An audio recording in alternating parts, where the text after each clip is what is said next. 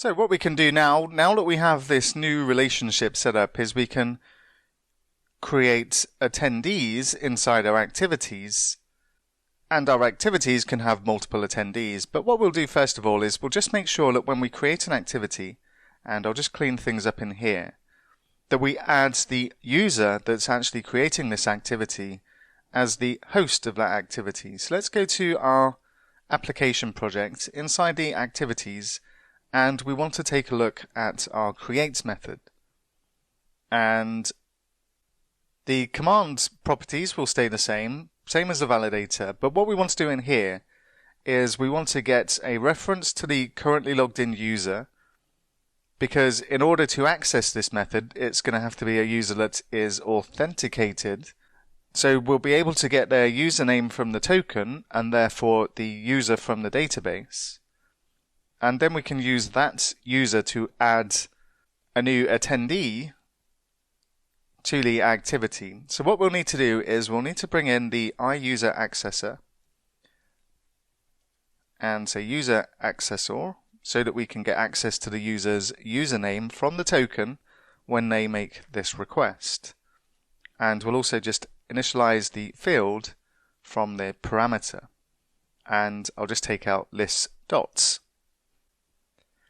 So we'll create the activity just as we have been, and adding it to our context, and this is all taking place in memory. We're not saving anything to the database in any of the highlighted code.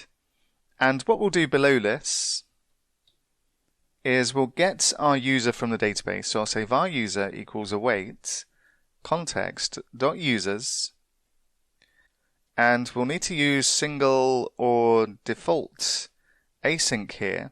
It's an async method because we're going out to our database. So I'll use Microsoft Entity Framework Core. And what we want to do is get the user that matches the user's username that we're getting from our user accessor.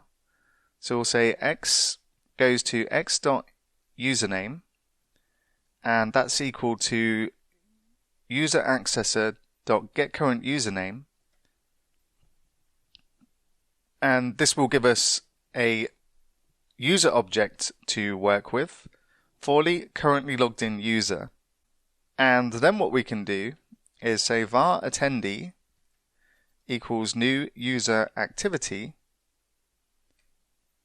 and we can say app user equals user, the activity is equal to the activity, the isHost property will set to true, and the date joined is just going to be equal to datetime.now.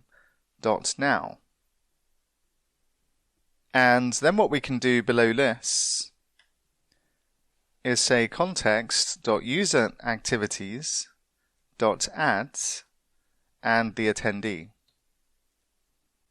And inside our context now, we've got two changes that we're going to be saving. We're going to be saving our activities, or our new activity, into this activities collection, and then we're going to be adding our attendee into our user activity, and then we just go ahead and save this into our database by using the context save changes async. So this will technically return two changes, and if that's successful, then we just continue to return the unit.value. So what we'll do next is go and test this in Postman, but I also want to introduce a couple of features in Postman that we can use to make our testing of this a little bit easier, and we'll take a look at that next.